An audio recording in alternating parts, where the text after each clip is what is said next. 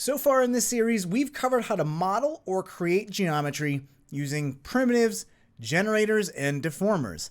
Let's continue exploring what deformers we have at our disposal inside of Cinema 4D and create some wavy seaweed to help populate the inside of our bowl here.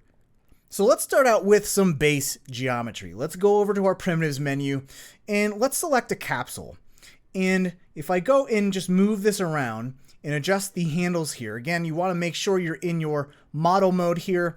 If you were in any of these other modes like point, edge, or polygon, you would not see those dots that will adjust the radius and height of our capsule. So just make sure you're in your model mode and you can adjust the dots here, kind of put this in place. And you can see that this is a little bit of a hassle because we have all of these objects kind of overlapping the geometry in our scene, kind of cluttering up our scene. And it's hard to say if I clicked off this and if I tried to click that capsule again, I wouldn't be able to select that capsule because my fishbowl is in the way. Now there is a way to actually select objects behind geometry, and that's using a modifier key.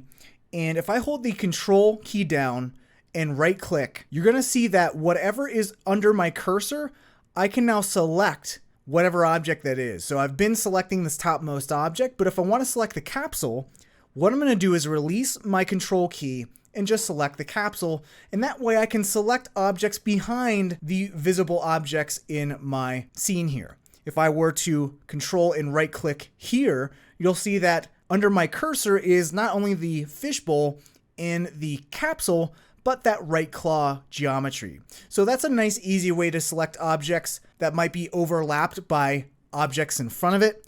But a better way to isolate objects you want to work with is using the solo features inside of Cinema 4D. So let's just say we didn't need the crab visible. We didn't need the bowl visible. Really the only thing we need to place some of these seaweed elements is the sand and the seaweed object itself. So all I need is the capsule, the seaweed, and the sand. So if I hold the control key down and add to my selection here by selecting this sand lathe object, and if I wanted to solo just these two objects, what I can do is come over this icon here, and if you look on the lower left, you'll see that this icon is the Isolate Selected Objects in Viewport button. And you'll see this is actually called the Viewport Solo. So if I click that button, you're going to see that we're only going to see those objects we had selected, isolated, or soloed in our viewport. So now I can easily move this around. I can maybe go to the coordinates tab here, maybe shrink this down on the Z, maybe go 0.4. And now you can see we kind of flattened that out a little bit. But you can see that still doesn't look like seaweed too much. Now, one thing we can do to help us imagine this being seaweed is to just simply double click on the capsule and just type in seaweed, but that's a name only, right? How I would typically envision seaweed is we'd have a little bit of waviness to it. And luckily there's a deformer that will allow us to add wavy deformations to geometry. If we go into our deformer menu here and go all the way to the bottom, you're going to see there is this wind deformer and the icon for it's like a flag. Now a lot of these deformers will give you hints by the shape of their icon as to what they do and what kind of deformations they apply.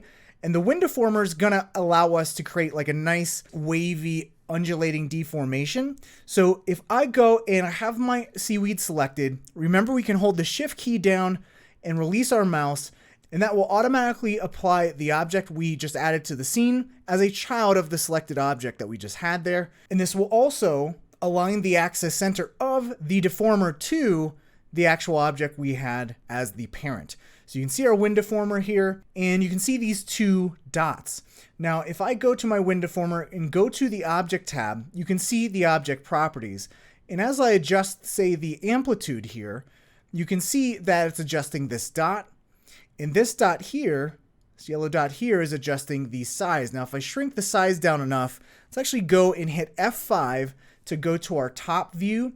And you can see this nice wavy deformation, but it's not in the direction that we want. We actually want our waviness to be more like an S shape like this. So all we need to do is basically figure out how we can adjust the rotation of this deformation to have that S shape. So if I hit the R key to get to my rotation tool and highlight the Z-axis band here and and highlight the Z-axis here and hold the shift key down to rotate in increments of 5 degrees and just make this go to -90. And to make sure that we actually did go to -90, I'm going to go select the wind deformer, go to coordinates, and you can see I didn't quite get to -90, so I'll just manually type that in, -90, and hit enter. And you can see that this is still not in the right direction. We have this S shape, but going in the wrong axis. So I'll select the wind deformer again. And this time, let's rotate this along the Y-axis. Again, hold the shift key down to rotate in increments of 5 degrees. And I'll release my mouse. You can see -90 in the rotation heading and the banking. And now I can adjust these handles. And you can see that, okay, this is more what we're talking about here. Now you can see we're really chunky here. And if I hit N and B, you can see even in our other views here that we just don't have enough polygons, enough subdivisions to make nice smooth deformation. You can see how dense the mesh is of our sand and how low poly our seaweed is. So let's go to our capsule object here, aka our seaweed, and let's just adjust the height segments here and the cap segments. So the cap segments are the segments on the cap of the capsule, and the height segments are the amount of segments between the two caps here. So we'll adjust that, and that's looking pretty good. Let's hit N and then A to get back to garage shading with lines. And let's maximize our perspective view. And now we can kind of go into our wind deformer and adjust those properties here. Now, as I click on the wind deformer and go into the wind deformer object properties, you're going to see that we have this flag option checked. If I turn this off, you can see that there is going to be this nice waviness. And if I turn on the flag, you'll see that if we move this anchor point down, let's actually go to our 4-up view again. You can see that this flag option allows you to almost anchor down a part of your object and have the deformation progressively get stronger and stronger. So it's more like a flag versus a nice even deformation here. But what I want to do is I'll stick with the flag option here because I want to anchor my seaweed. And I'll just simply adjust the size here and the amplitude. So I just want a subtle amount of amplitude here. Maybe shrink down the size. Let's call this 20 centimeters. And for the amplitude, let's just do about 0.5 or maybe 0.4. Now you're seeing all types of like random undulation, and that's due to this turbulence option. I'm just going to turn this all the way down so we don't have any type of turbulence at all. And the cool thing about the wind deformer is that it actually has built-in animated properties. So you can see that we haven't really dealt with animation thus far, but you'll notice down here we have this play bar with like our play button, backwards forward button. And if I hit the play button or hit F8, you'll see that if I click on this perspective view, this will actually play the animation in this perspective view that I have activated. And let's actually maximize this again. You'll see that this has this nice undulation without any keyframes whatsoever. Now you might be wondering what's controlling the speed in which this is undulating. Well, it's this frequency option. If I crank up the frequency to 10, you can see that actually over 90 frames, we have a perfect loop. But what if we want to make this slower? What we can do is actually just divide this number by the amount of seconds we have here. So by default, our project is 30 frames per second. So if I just divide 10 and just hit /3, what this is going to do, and the cool thing about all of these little properties is Cinema 4D will do the math for you. So if you want to divide 10 by 3, just put 10/3 and hit enter.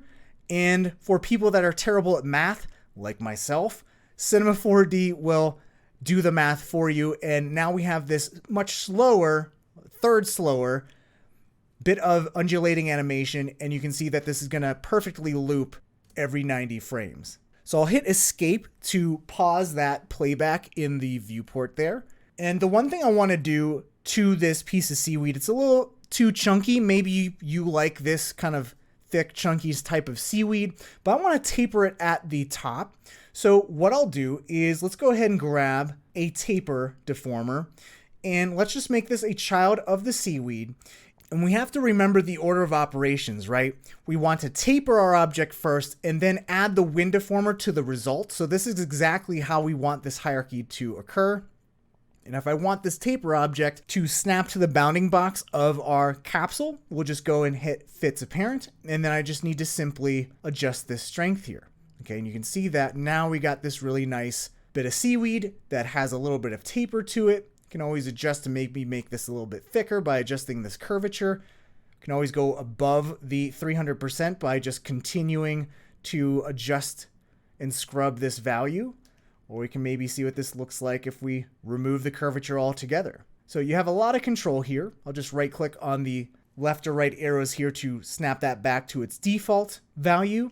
And I'd say this is looking really nice. Now what we could do is let's make a bunch more of the seaweed. So what I'm going to do is Command or Control click and drag to duplicate that seaweed object. And I'll just move this. I'll shrink down the size and the radius of the capsule just by adjusting these little dots here. And let's kind of orbit around here. Let's move this back in Z space and let's duplicate this again. So Command or Control, click and drag. Let's move this here. Maybe make this a little thicker, a little longer. Maybe move this up, move this forward. And you can see that all the undulation looks the same. So there's two things we could do. One is to just simply move this wind deformer up or down just to get a slightly different type of undulation here, or we could just rotate this by hitting the R key and just rotate this 180 degrees along the y-axis. And now if we hit play, you can see that we have a slight variation in our undulation here. So I can move this up and you can see we have a nice bit of variety here. Okay, so let's duplicate the seaweed a few more times here. We'll shrink this down. Let's make another one, duplicate this. This is a little bit fatter. Move this forward in Z space. Maybe we'll rotate this 180 degrees so we get that variation. And let's make just one more, Command or Control click and drag. And maybe we'll move this one over here. And we'll just make sure that, we have that nice variation. We definitely don't want someone to look at this and see that like, oh, this looks exactly the same. They have the same animation or same deformation. So again, we can also adjust like the size here. So maybe the thicker seaweed will have bigger size. And then maybe some of these smaller ones go to the wind deformer size. And maybe this has, more undulation, more ripples by just making the size a little bit shorter. So now if I hit play, you can see we have slight variation here, looking pretty good. Maybe this one, since we made the wind size a little bit smaller, maybe we bring down the amplitude. Let me just enter 0.3. I think that's looking a little bit better, but that's looking really nice. Now, if we want to get back our crab and our fishbowl, what we can do is just deactivate the viewport solo. So I'll just simply click on that viewport solo button and boom, there is our crab, all happy to be amongst some seaweed. And now we can continue to adjust these seaweed, maybe twirl these up, move these back in Z space, like so. Maybe move the crab a little bit forward in Z space. So I'll just select the Z axis, move crab forward. And there we go, looking good. Now, let's clean up our object manager here. Let's select all of our seaweed and let's group them together. So Alt or Option G, and I'll double click on that new null and just name it seaweed group. And if we ever wanted to isolate this seaweed group again and say the sand again, we can go back into that solo menu and you'll notice that this doesn't work as expected because you'll see that we just had that null selected and none of the other objects in the hierarchy. So to solo objects with their hierarchy, you'll want to actually go to the button next to that solo button and choose Viewport Solo Hierarchy. And that will then include any hierarchy, any children of the objects that you just soloed. And now you can easily adjust the seaweed without all of those other objects in the scene in the way. And then again, when you're done, just click off the solo and you're back with all of your other objects. Everything is unsoloed. So the wind deformer is yet another powerful tool to not only help you model wavy elements, but allow you to apply procedural animation to an object.